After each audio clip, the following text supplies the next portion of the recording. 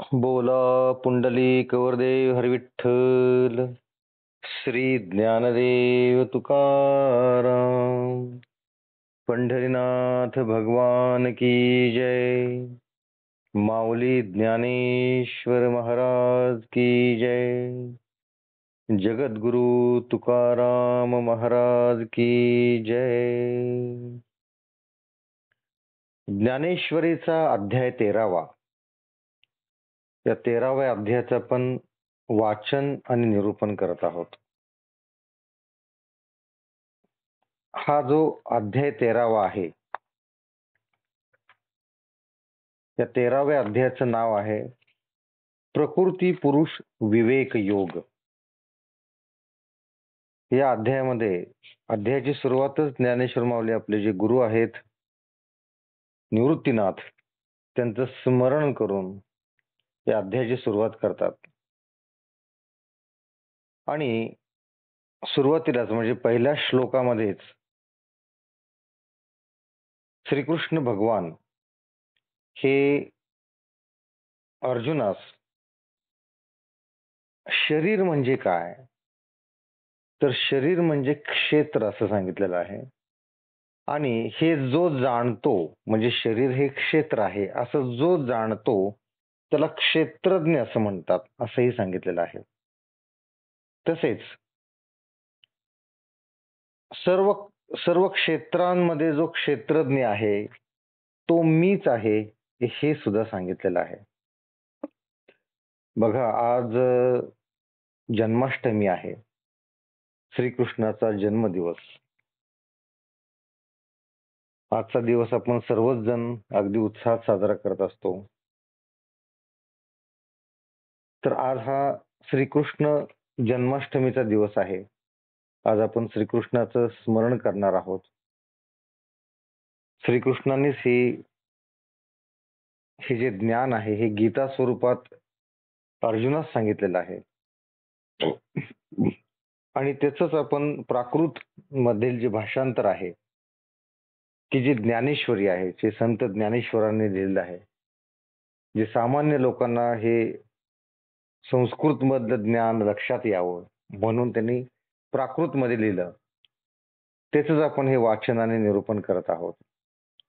तर हे अगाध ज्ञान जे आहे, जे गीतेमध्ये सांगितलेलं आहे, ते सामान्य लोकांच्या लक्षात यावं, त्यांना वाचून समजावं म्हणून सोप्या भाषेत ज्ञानेश्वर माऊलीने ही ज्ञानेश्वरी लिहिलेली आहे. तर आपण पुढे जाऊयात. तर क्षेत्र आणि क्षेत्रज्ञ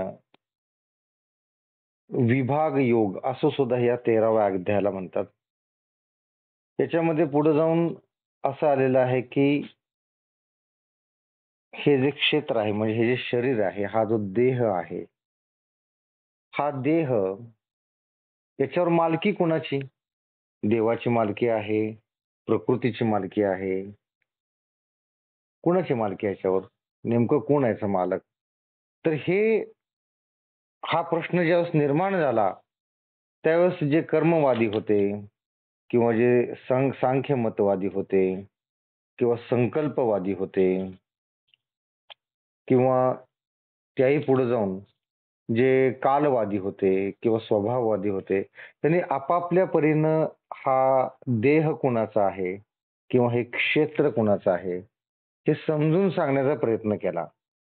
पण तरीही आत्तापर्यंत कोणालाही लक्षात आलेलं नाहीये की या देहावर, या शरीरावर, या क्षेत्रावर मालकी कोणाची आहे. त्यामुळं हा जो वाद आहे की हे क्षेत्र कोणाचे आहे, या संदर्भातच श्रीकृष्ण अर्जुनास सांगताना हे म्हणतात की आता हे क्षेत्र म्हणजे काय मी नेमकं तुला समजून सांगतो. क्षेत्र म्हणजे शरीर. हे काय आहे, कसं बनलेलं आहे? तर हे 36 तत्वांपासून हे क्षेत्र बनलेलं आहे. त्यात म्हणजे पृथ्वी, आप, तेज, वायू, आकाश, तसेच जे कर्मेंद्रिय आहेत आणि जे ज्ञानेंद्रिय आहेत, 5 कर्मेंद्रिय आहेत, 5 ज्ञानेंद्रिय आहेत, बुद्धी आहे, अव्यक्त आहे. नंतर मन, वासना, इच्छा, सुख, दुःख अशा 36 तत्वापासून हे शरीर म्हणजेच हे क्षेत्र हे बनलेलं आहे. आणि पुढे जाऊन माऊली असं म्हणतात, की 36 तत्वे जेव्हा एके ठिकाणी मिळतात, तेव्हा त्या सर्वांना मिळून क्षेत्र असे म्हणतात. म्हणजे फक्त हात, पाय, डोळे, कान म्हणजे कर्मेंद्रिय, ज्ञानेंद्रिय आहेत. म्हणून त्याला क्षेत्र म्हणायचं का? नाही. किंवा हे कर्मेंद्रिय, ज्ञानेंद्रिय आहेत आणि जीव आहे किंवा मन आहे. म्हणून त्याला क्षेत्र म्हणायचं का? नाही. तर हे सर्व 36 तत्व ज्यावेळेस एकत्र येतात, त्यावेळेस त्याला क्षेत्र असं म्हणतात. आता पुढे जाऊन ज्ञानेश्वर माऊली किंवा भगवान श्रीकृष्ण ज्ञान म्हणजे काय ते सांगतात, की ज्ञान म्हणजे नेमकं काय आहे? ज्ञानाची व्याख्या काय? ज्ञानी पुरुषांची लक्षणं काय आहेत? ते सांगितलेलं आहे. तर ज्ञानी पुरुषांची जी लक्षणं आहेत, त्याच्यामध्ये ते सांगत असताना जो अध्याय 7 आहे, की ज्याचं आपण गेल्या 4 पाठामध्ये आपण निरूपण करत आहोत आणि अजून 4 पाठ जातील एवढा मोठा तो त्याचा अर्थ आहे. असा जो 7वा श्लोक आहे, तर त्यात हे सांगितलेलं आहे, की ज्ञानी लोकांची लक्षणं काय आहेत? त्यात असं सांगितलेलं आहे बघा, की ज्ञानी कोणाला म्हणायचं? की कोणताही विषय आपल्यास प्राप्त व्हावे, अशी ज्याला आवड नसते आणि लोकांनी संभावित म्हटले असता, ज्याला पराकाष्ठेचे ओझे होते. म्हणजे कोणी त्याचं स्तुती केलेली त्याला आवडत नाही. कोणी त्याचे गुणाचं वर्णन केलेलं त्याला किंवा सन्मान केला किंवा त्याच्या अंगची योग्यताचं वर्णन केली कोणी, तर त्याला खजील झाल्यासारखं होतं. की जे नेमकं उलटं आहे. आपल्याला फार आवडतं. कोणी आपली स्तुती केली, कोणी आपल्याला चांगलं म्हटलं, आपल्याला फार आवडतं. खरं तर ते ज्ञानी लोकांचं लक्षण नाही, ते मूर्खाचं लक्षण आहे. काही लोक तर एवढे मूर्ख असतात, की स्वतःची स्तुती स्वतः करून घेतात किंवा आपली स्तुती कोणीतरी करावी म्हणून तसा विषय काढतात. एखादी त्याने काही गोष्ट केली असेल, 4 लोकात बसलात, कुणाच्या लक्षात नसेल, तो विषय काढणार बरोबर. की ज्याने मग लोकांनी म्हणणार, "हां, हां, हां." मग तो त्याची स्तुती करायची असं. असेही काही तर याला मूर्ख म्हटलेलं आहे. म्हणजे हे ज्ञानी नाहीयेत, असं सांगितलेलं आहे. किंवा कोणी सत्कार केला, कोणी अ, आदरानं त्याला काही भेट दिली किंवा नमस्कार केला, तरी सुद्धा त्याला खजील झाल्यासारखं होतं. नको, नको असं वाटतं. असा जो ज्ञानी पुरुष आहे त्याच्या अंगचं शहाणपण कधीही दाखवत नाही. मोठेपणा सोडून देतो. म्हणजे हुशार असला, शहाणा असला तरी दाखवत नाही. मोठेपणा जो असतो त्याला तो सोडून देतो. त्याला कीर्तीचा कंटाळा येतो. कोणी जर त्याच्या कीर्तीचं वर्णन केलं, गुणगान केलं, तर त्याला कंटाळा येतो. नको रे बाबा असं वाटतं त्याला. किंवा लोकांनी आपला अपमान करावा, आपली चिंता करू नये, अशी ज्याला फार आवड असते तो खरा ज्ञानी. आपण जिवंत आहोत किंवा नाही असे लोकास वाटण्याजोगे त्याचे वर्णन असते. म्हणजे एकदम साधं, भपका नाही, काय नाही, काय नाही, काय नाही. आणि ही लक्षणे ज्याच्या अंगात असतात त्याला ज्ञानी आहे असं समज. असं ज्ञा भगवान श्रीकृष्ण अर्जुनास सांगत आहेत. असे मनुष्य जे असतात ते अभिमान रहित असतात.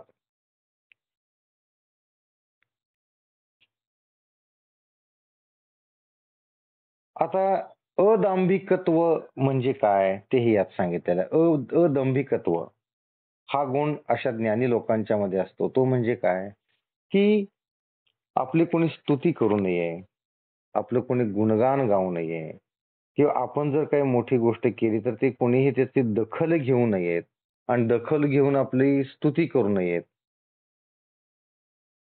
किंवा आपण जे काही चांगली गोष्ट केलेली आहे ही अशी लोक प्राण जरी गेला तरी स्वतःहून बोलून दाखवत नाहीत. म्हणजे चांगल्या गोष्टी तर करायच्याच आहेत, पण त्याचं श्रेय अजिबात घ्यायचं नाही. त्याला म्हणायचं अदंभिकत्व.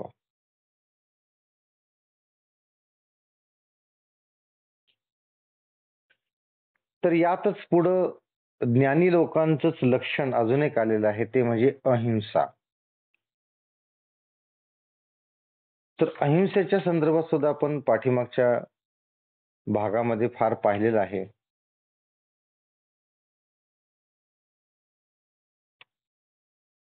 की जो जीवांचे रक्षण करतो किंवा दुसऱ्या जीवांचा घात करावा असं त्याच्या मनात सुद्धा येत नाही.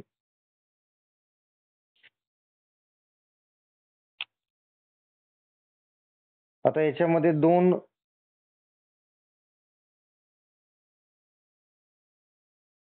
की जो झाडाच्या फांद्या तोडून त्या झाडाच्या बुंध्याभोवती त्याचेच कुंपण घालणे, किंवा हात तोडून ते शिजवून आपली भूक भागवणे, अथवा देऊळ मोडून त्याच सामानाने देवाभोवती आवार बांधणे, याला अहिंसा म्हणत नाहीत. म्हणजे यातून काय, या उदाहरणातून हे सांगितलेलं आहे की अहिंसा करण्यासाठी तुम्ही हिंसा करू नका. म्हणजे एखाद्याला खुश करण्यासाठी दुसऱ्याला नाराज करणं, याला अहिंसा म्हणत नाहीत. अहिंसा करायची असेल तर प्युअर अहिंसा करायला हवी, असं या उदाहरणातून सांगितलेलं आहे.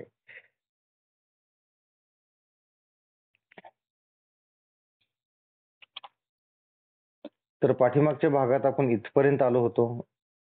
आज भाग नंबर 9 मध्ये आपण 234च्या पुढं 235च्या पुढच्या ओव्या आपण वाचन करणार आहोत आणि त्याचं निरूपण करणार आहोत. ओवी नंबर 235. एक न पचवितीशी कण, ये हिंसेचे भेण, तेथ कर्दितले प्राण, तेची हिंसा. आता हिंसा म्हणजे काय हे यात इथून पुढच्या भागामध्ये आलेलं आहे. कोणी हिंसा होईल या भीतीने धान्य न शिजवता उपाशीच राहतात, त्यामुळे त्यांचे प्राण व्याकुळ होतात. ही सुद्धा अहिंसाच होते. ही सुद्धा हिंसाच होते. चुकी झाली, त्याला सुद्धा हिंसाच म्हणायचं. म्हणजे काय, की आपलं आपण म्हणतो ना, का का का जीवाला मारा लागलास, खा की जरा. तर काही लोक एवढं म्हणजे अज्ञानी असतात, की अहिंसा अहिंसा अहिंसा म्हणून काय करतात, की आपण जे धान्य भिजवणार, शिजवणार आणि मग ते खाणार, म्हणजे ते त्या धान्याला आपण दळणार, मग ही हिंसा होईल ना. म्हणून असे लोक जीवाला मारतात, म्हणजे प्राण त्याचे व्याकुळ होतात भुकेने. ही सुद्धा हिंसाच आहे असं सांगितलेलं आहे. एवं हिंसाची अहिंसा कर्मकांडी हा ऐसा, सिद्धांतू सुमनसा ओळखे तू. नेमकं ओळखता यायला पाहिजे हिंसा काय आणि अहिंसा काय आहे ते.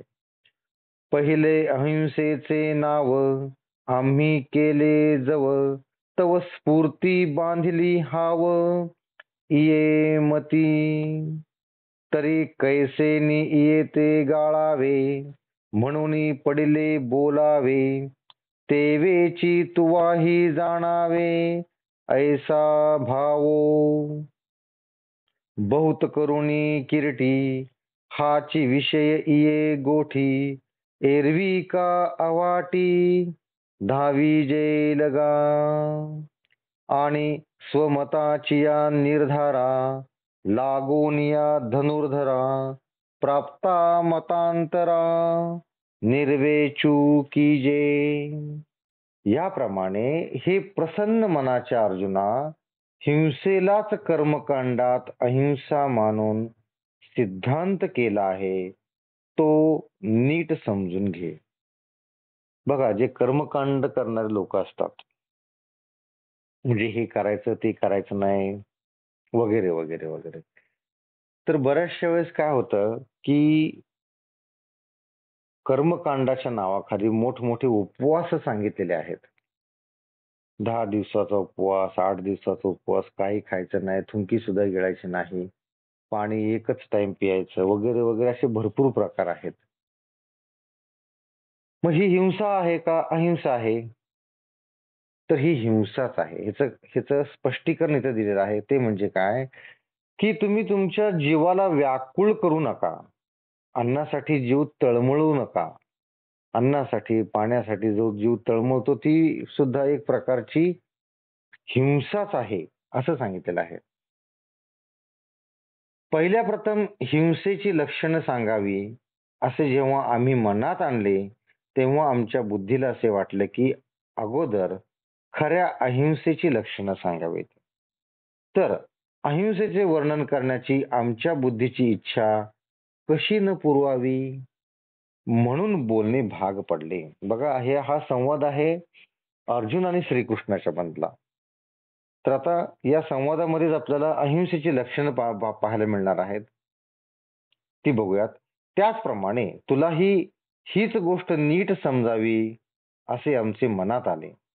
अर्जुना, मुख्यत्वे करून हाच हेतू मनात ठेवून आम्ही तुला अहिंसेची लक्षणे सांगितली. बाकी आडमार्गाने कोणीच उगीच जाईल का, असं म्हणतात भगवंत. अर्जुना, आपले मत स्थापन करण्याकरिता दुसऱ्यांच्या मताविषयी विचार करावा लागतो. ऐसी हे अवधारी निरुपती परी, आता यायावरी मुख्य जेगा, ते स्वमत बोलिजेल, अहिंसा रूप कीजेल, जिया उठलिया आतुल ज्ञान दिसे, परी ते अधिष्ठेले नी आगे, जाणीजे आचार ते नी बागे, जैसे कसवटी सांगे वनिया ते, तैसे ज्ञान मनाची ये भेटी, सरीसेची अहिंसेचे बिंब उठी, तेची ऐसे किरीटी परीस आता.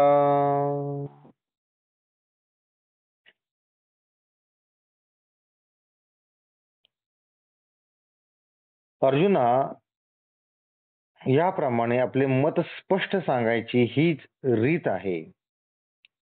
तर आता यापुढे आमचे जे मुख्य मत आहे ते ऐक. भगवंत म्हणतात अर्जुनास, ते आमचे मत स्पष्ट सांगून अहिंसेची लक्षणे सांगू. ती लक्षणे कोणाच्याही अंगी स्पष्ट दिसू लागल्यावर त्याला खरे ज्ञान प्राप्त झाले आहे, असे दिसून येईल.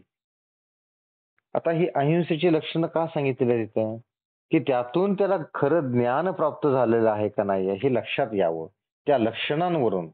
म्हणून अहिंसेची लक्षणं सांगितली. तर ती लक्षणे कोणाच्याही अंगी स्पष्ट दिसू लागल्यावर त्याला खरे ज्ञान प्राप्त झाले आहे असे दिसून येईल. परंतु ती अहिंसा ज्याच्या मनात पूर्ण बाणली आहे, ती त्याच्या शरीर रचनेवरून व आचरणावरून समजून येते.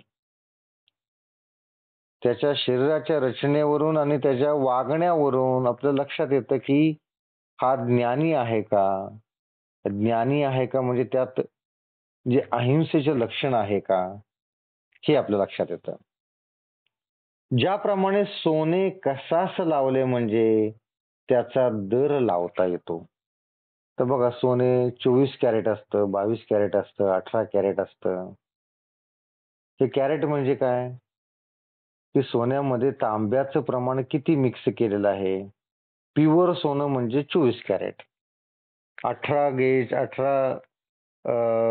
कॅरेट म्हणजे त्यात थोडंसं तांबं जास्त मिक्स केलेलं आहे. 22 कॅरेट म्हणजे अजून थोडं कमी तांबं मिक्स केलेलं आहे किंवा दुसरा धातू काहीतरी मिक्स केलेला असतो. आणि 24 कॅरेट म्हणजे शुद्ध सोनं. 52 कशी सोनं असं. तर त्याचा कस लागला म्हणजे त्याचा दर ठरवता येतो. 24 कॅरेटच्या सोन्याचा दर वेगळा असतो. जे बिस्किट स्वरूपात येतं बघा. एकदम प्युअर सोनं असतं ते. त्याचा दर वेगळा असतो. 18 कॅरेटचा दर अजून कमी असतो. म्हणजे 24 कॅरेटचा जर दर ₹80,000 तोळा असेल, तर 18 कॅरेटचा दर 70-72 हजार असेल. म्हणजे त्याचा कस लावल्याशिवाय, त्याची परीक्षा केल्याशिवाय आपल्याला त्याचा दर ठरवता येत नाही. त्याचप्रमाणे ज्ञान व मन यांची भेट झाल्याशिवाय अहिंसा मनावर ठसा झाल्यावर अहिंसेचा ठसा मनावर उमटतो. बघा, अहिंसा जी आहे ही मनातून असली पाहिजे ना. मनातून यायला पाहिजे. कोणी सांगितलं किंवा कोणाला तरी दाखवण्यासाठी आपण अहिंसा करतोय, त्याचा काही उपयोग नाहीये. लोक झाडं आता भरपूर लावतात बघा. झाडं लावतात, त्याचे फोटो टाकतात. मी झाडं लावली, मी झाडं लावली. की कोणी काही पुण्यकर्म करतं, यज्ञ करतं, वारीमध्ये कोणी दानधर्म करतं आणि त्याचे फोटो सोशल मीडियावर टाकायचे किंवा त्याचा प्रचार प्रसार करायचा. म्हणजे त्याचा काय उपयोग आहे का? सगळं केलेलं वाया जातं. तर तेच इथं सांगितलेलं आहे की ही जी अहिंसा आहे ही मनातून यायला पाहिजे. कोणी दाखवण्यासाठी किंवा कुणाला दाखवण्यासाठी असं नसायला हवं.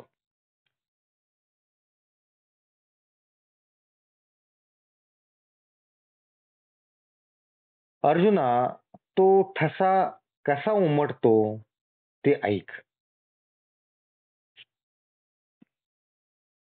पाण्याच्या लाटा न ओलांडता व पायाने त्या न तोडता हलू देत नाही.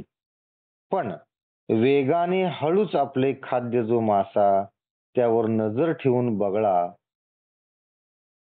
ज्याप्रमाणे पाण्यावर चालतो किंवा आतील केसर मोडेल या भीतीने भुंगा कमळावर हळूच पाय ठेवतो. आपण हे याच्या ओव्या वाचूयात, फार सुंदर आहेत. मग पुढे जाऊयात.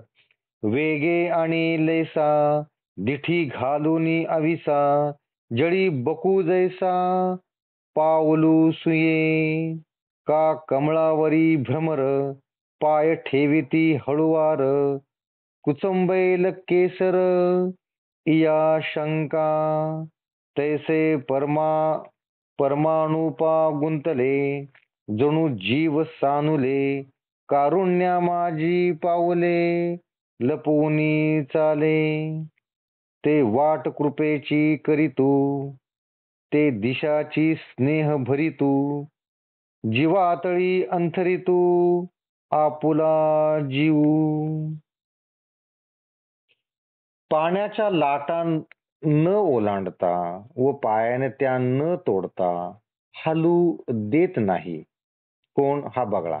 पण वेगाने हळूच आपले खाद्य जो मासा त्यावर नजर ठेवून बगळा ज्याप्रमाणे पाण्यावर चालतो. बघा, बगळा पाण्यावर हळूच अलगद पाय घालत असतो पाण्यामध्ये. हळूच, अगदी अलगद. अगदी अलगद. म्हणजे मासा घाबरू नये, मासा पळून जाऊ नये. तो जेवढा अलगद पाय ठेवतो ना, ते उदाहरण दिलेलं आहे. त्याप्रमाणे परमाणूत सुद्धा अति सूक्ष्म जीव भरलेले आहेत असे जाणून ते न मरावे अशी मनात करुणा उत्पन्न होऊन तो जमिनीवर बेताने पावले ठेवून चालतो. तो ज्या वाटेने जातो तिकडे कृपादृष्टीने पाहत पाहत चालून व ज्या दिशेने जातो तिकडे स्नेहभाव धरून कोणाही प्राण्यास उपद्रव होऊ नये म्हणून आपल्या जीवापेक्षा त्याच्या जीवाला जपतो.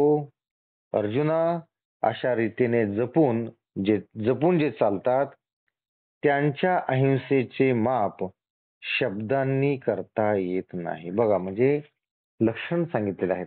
जो पुरुष एवढ्या सूक्ष्म जीवांची सुद्धा काळजी घेतो. मी तुम्हाला परत सांगतो की जैन धर्मामध्ये हे जे सूक्ष्म जीवजंतू आहेत, जे हवेमध्ये भरपूर जीव बारीक बारीक जंतू तरंगत असतात, तर ते आपल्या श्वासाच्या गर्मीने मरू नयेत म्हणून ते आपल्या तोंडासमोर, नाकासमोर कायम पांढऱ्या रंगाची पट्टी लावतात, की जेणेकरून ते श्वासात आत जाऊन त्यांचं मरण होऊ नये. हे जे सूक्ष्म जीव आहेत त्यांचा. तर एवढी काळजी जो करतो तो खरा अहिंसावादी असं म्हटलं पाहिजे. पै मोहाचेनी सागडे, लासी पिली धरी तोडे, तेथ दातांचे अरगडे, लागती जैसे. पै का स्नेहाळू माये, तान्हायाची वास पाहे, तिये दिठी आहे हळुवार जे. नाना कमदळे डोलविजी ढालतेजी, तो जेणे पाडे बुबुळे वारा घेपे. तैसेने मार्दवे पाय, भूमीवरी न्यास तू जाय. लागती तेथ होय जीवा सुख. अर्जुना, अशा रीतीने जपून जे चालतात त्यांच्या अहिंसेचे माप शब्दांनी कसे करता येईल? मायेच्या योगाने मांजर आपल्या तोंडात पिलास धरते, त्यावेळेस ज्याप्रमाणे तिचे दात त्यास लागत नाहीत, किंवा ज्याप्रमाणे ममताळू आईची आपल्या मुलांच्या वाटेवर दृष्टी लागलेली असते, त्या दृष्टीत प्रेम असते, अथवा कमळाच्या पानावर वारा घेऊ लागले असता ज्याप्रमाणे डोळ्याच्या बुबुळात समाधान होते, त्याप्रमाणे तो जमिनीवर पाय हळूच टेकून चालतो व ते ज्या जीवांना लागतात त्यांना त्रास न होता जपून टाकल्यामुळे उलट सुख होते. बघा, जो अहिंसावादी असतो तो पावलं सुद्धा जपून टाकतो. धसमसल्यासारखी पावलं टाकत नाही, की आपल्या पावलांच्या खाली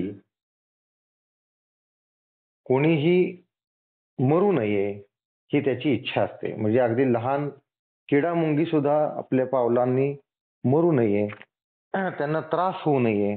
तर चालणं त्याचं असं असतं की एकदम हळूवार, की जेणेकरून किडामुंगी आपल्या पायाखाली मरू नये. यातून आपल्याला हे एकच समजतं की आपलं सुद्धा चालणं बोलणं असंच असावं. चालणं असं असावं की आपल्या पायाखाली किडामुंगी मरू नये. बोलणं असं असावं की समोरच्याचं मन दुखावू नये, समोरच्याला अगदी सुखावह वाटावं, असं आपलं बोलणं असायला हवं. तर इथं उदाहरण देण्यासाठी, आपल्याला समजण्यासाठी काही उदाहरणं दिलेली आहेत. ती बघा,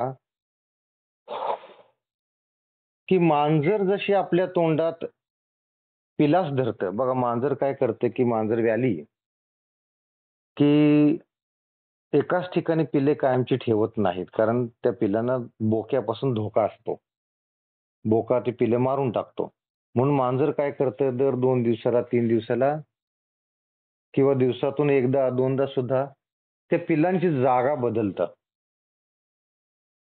मग इकडून तिकडं पिल्लांना घेऊन जाण्यासाठी मांजर काय करते, पिल्लांना त्यांच्या मानेला अलगद धरते तोंडामध्ये आणि इकडून तिकडे घेऊन जाते. त्या पिल्लांना जखम होती का हो, रक्त येतं का? नाही येत.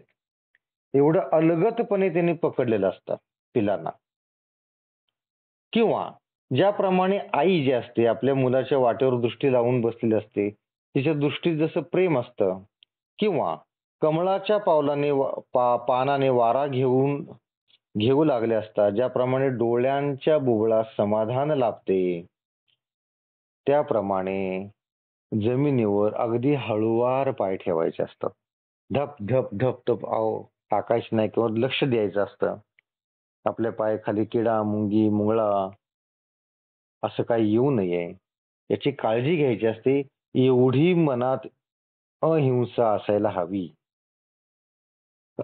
असा जो सावधपणे चालतो, त्याच्या मनात अहिंसा आहे असं समजावं. हे अहिंसेचं लक्षण त्याच्यात आहे असं लक्षात आल्यानंतर आपल्या लक्षात येते की हा अहिंसावादी आहे, याच्या मनात अहिंसा आहे.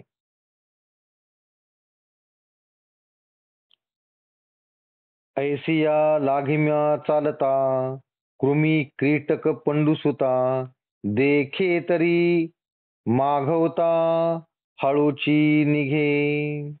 म्हणे पाओ धडपडील, तरी स्वामीची निद्रा मोडेल.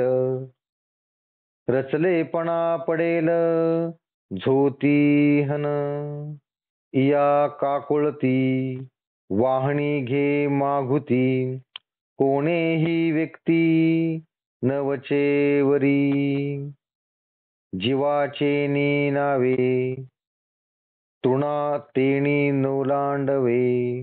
मग न लेखिता जावे हे के कोठी. मुंगिये मेरू नोलांडवे, मशका सिंधू न तरवे. तैसे भेटलिया न करवे अतिक्रमू. अर्जुना, याप्रमाणे तो हळुवार चालत असता जमिनीवर किडा किंवा मुंगी दृष्टीस पडली तर तो हळूच माघार घेतो, माघारी फिरतो. म्हणजे आपण पाऊल टाकणार तोपर्यंत जर आपल्याला दिसलं की आपलं पाऊल त्या किड्यावर पडणार आहे किंवा त्या मुंगीवर पडणार आहे किंवा त्या मुंगळ्यावर पडणार आहे, त्यावेळेस आपण पाऊल मागं घ्यायचं. नाही आता पाऊल उचललंय मग त्याला चिरडून पुढे जायचं, त्याला अहिंसा म्हणत नाही, त्याला हिंसा म्हणतात. आपला जसा जीव तसा समोरच्याचा जीव. तर तेच इथे सांगितलेलं आहे की किडा मुंगी जर दृष्टीस पडली जर तो हळूच माघारी फिरतो. जर आपण पाय आपटीत चाललो तर स्वामींच्या निद्रेचा भंग होईल. स्वामी म्हणजे कोण? हे जे प्राणी मात्र आहे यांना स्वामी म्हटलेलं आहे. तर ह्या स्वामींच्या निद्रेचा भंग होईल व त्यांच्या प्रकृतीच्या स्थापन स्वस्थपणाचा धक्का बसेल. अशी दया मनात उत्पन्न होऊन तो कोणाच्याही प्राणाचे उल्लंघन न करता माघार फिरतो. म्हणजे आपण धप धप धप धप जर चाललं तर आपल्या पायाच्या कंपनाने हे छोटे छोटे जे प्राणी आहेत त्यांच्या निद्रानाश होईल, त्यांना त्रास होईल एवढी मनात करुणा असली पाहिजे. तर त्या करुणेतून अहिंसा जन्मास येते. मनातच जर काय नाही तर नुसती अहिंसा मनात तुमच्याकडून कृतीत घडणार नाही, हे लक्षात घ्या.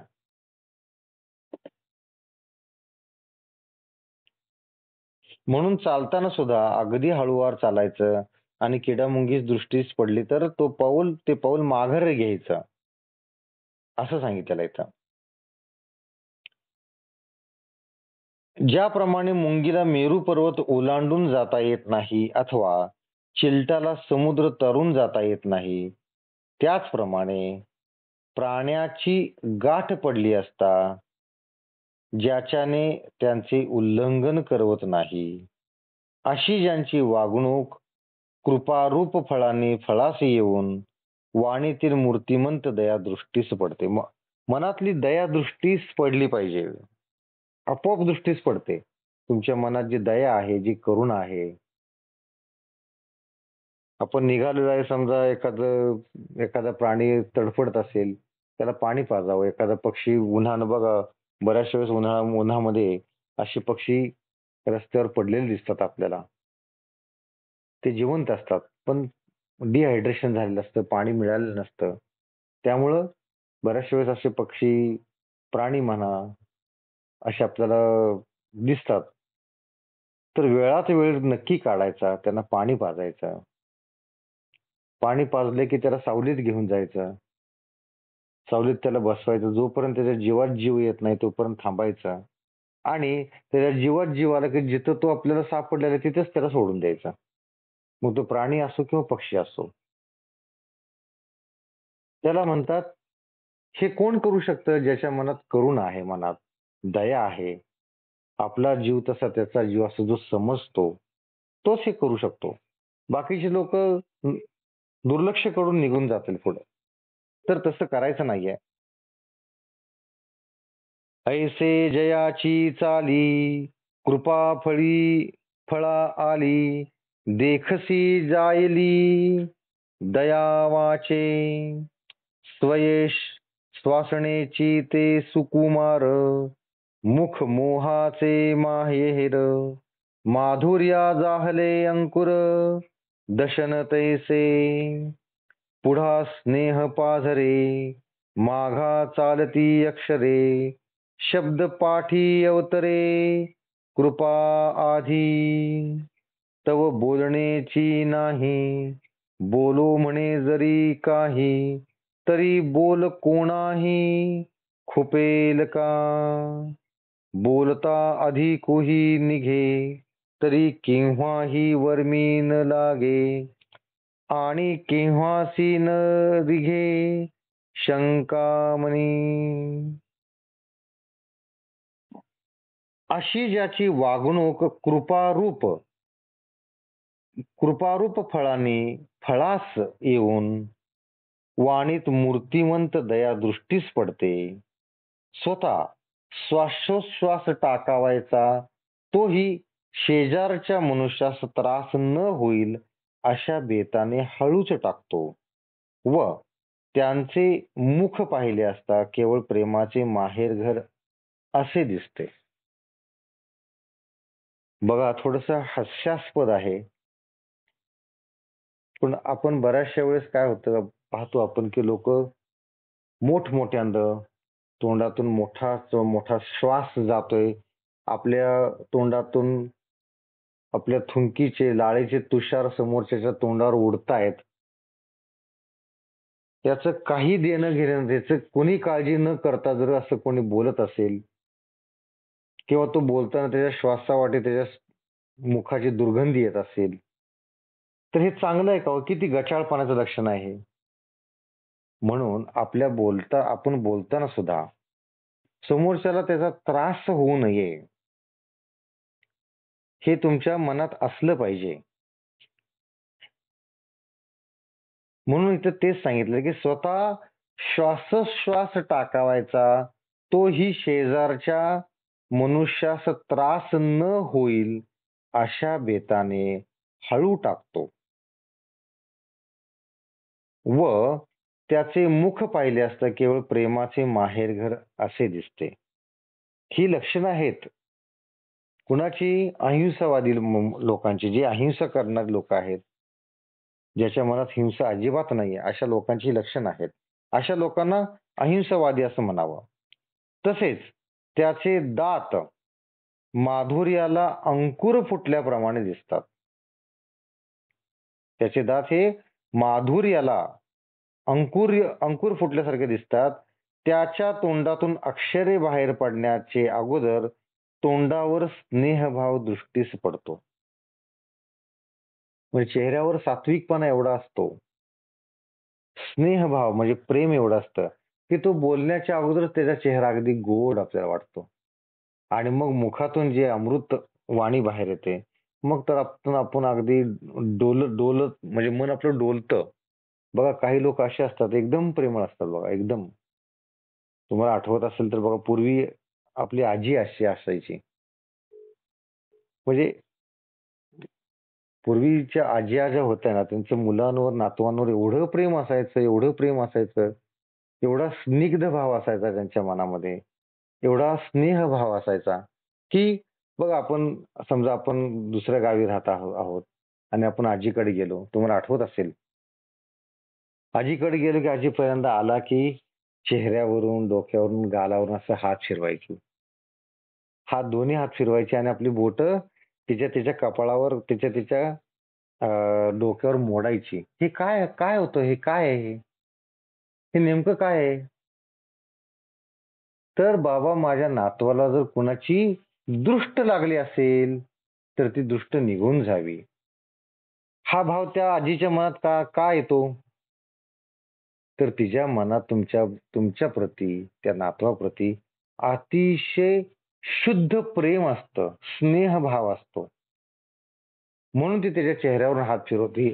आपल्याला आठवत असेल की तो सुरकुतलेला हात असतो, नरम पडलेला हात असतो, पण त्या हाताची ऊब, त्याचा स्पर्श जाणवला आपल्या अंगात, आपल्या गालाला, की आपल्याला एकदम एकदम आपण आतून भरून येतो बघा. हे तुम्ही प्रत्येकाने अनुभवलं असेल की आजी आपल्या तोंडावरून हात फिरवते आणि चारी बोट कपाळावर डोक्यावर मोडते, की कोणी कुणाची याला दृष्ट लागली असेल तर ती दृष्ट निघून जावी.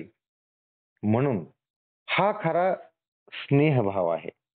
आणि बघ आजी, आपण गेलो, आपल्या चेहऱ्यावर हात फिरवला, बोट मोडली की लगेच म्हणतो, लगेच हनुवटीला असं खाली एका हाताने धरणार, अगदी कौतुकानं आणि प्रेमानं म्हणणार, तिच्या सुरकुत्या नाहीशा होतात बघा, गाल वर जातात, अगदी तोंड बोळकं जरी असलं तरी हसते आणि म्हणते, कसा झाला प्रवास, कसा आहेस तू, असे कौतुकानं म्हणते. एवढ्या एक दोन वाक्यामध्ये, दोन शब्दामध्ये आपल्याला किती भरून येतं. हे जे आहे हे प्युअर प्रेम आहे. हा प्रेमातला स्निग्धपणा आता राहिलेला नाही. आता सगळं कृत्रिम झालेलं आहे. आपली शेवटची पिढी म्हटली पाहिजे की ज्यांनी खरं प्रेम, अजूनही आहे, नाही असं नाहीये. पण त्यावेळेस हे, म्हणजे अशिक्षित जरी लोक होती त्यावेळेस, तरी पण प्रेमभाव हा अतिशय शुद्ध होता. शुद्ध प्रेमभाव होता. तर इथं तेच सांगितलेलं आहे, की असे जे लोक असतात, हे अहिंसावादी जे लोक आहेत, त्यांचं लक्षण सांगताना हे सांगितलेलं आहे, की त्यांच्या तोंडातून शब्द बाहेर पडण्याच्या अगोदर त्यांच्या चेहऱ्यावर अगदी मूर्तिमंत प्रेम आपल्याला बघायला मिळतं.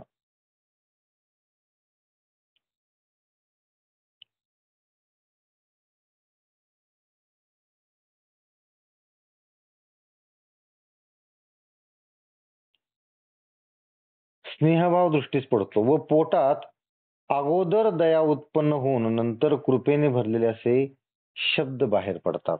जे मी सांगितलं तर तेच, की पोटामध्ये पहिल्यांदा दया उत्पन्न होते आणि कृपेने भरलेले शब्द बाहेर पडतात. तो होता तो होता होईपर्यंत कोणाशीही बोलतच नाही. कदाचित त्याने बोलण्याचे मनात आणले तर आपले बोलणे कोणास लागेल की काय, अशी त्यास भीती वाटते. म्हणजे बोलताना सुद्धा किती तोलून मापून बोलतात असे लोक बघा, की आपण बोलले तर तो कुणाला लागेल का? आपला शब्द कुणाला लागेल का? टोचेल का? एवढा विचार करतात ही लोक. बोलताना जर आपल्या तोंडातून कमी जास्त शब्द निघाले तर ते कोणाच्या वर्मी न लागावे व त्यापासून कोणाच्याही मनात शंका उत्पन्न होऊ नये, एवढं काळजीपूर्वक अशी लोक बोलतात. आपल्या शब्दानं कोणाच्याही मनावर ओरखाडा सुद्धा उमटू नये, एवढी काळजी हे लोक घेतात. याला म्हणतात अहिंसावादी लोक. एवढी काळजी घ्यावी लागते. नाहीतर आपण बघा शब्दाने हिंसा करतो, आपल्या वागण्या बोलण्याने हिंसा करतो, चालण्याने हिंसा करतो. कोण पायाखाली चिरडतंय, काय होते, किडामुंगी पायाखाली, ते काही बघत नाहीये. त्याला अहिंसा म्हणत नाहीत. अहिंसा त्याला म्हणतात की आपले शब्द सुद्धा एवढे प्रेमाने भरलेले असावेत, प्रेमाने ओथंबलेले असावेत, की समोरच्याला ऐकावंसं वाटावं. आपल्या शब्दाला टोक नसावं, टोकदार नसावेत. कुत्सितपणे बोलणे, रागावून बोलणे, टोमणे मारणे, असले प्रकार करायचे नसतात. तर आज आपण इथेच थांबणार आहोत. सर्वांनी हात जोडायचे आहेत. आज जन्माष्टमी आहे. भगवान श्रीकृष्णाचं स्मरण करायचं आहे. बोला पुंडलिक वरदेव हरी विठ्ठल, श्री ज्ञानदेव तुकाराम, पंढरीनाथ भगवान की जय, माऊली ज्ञानेश्वर महाराज की जय. जगद्गुरु तुकाराम महाराज की जय. सर्व संतों की जय. जय जय रघुवीर समर्थ.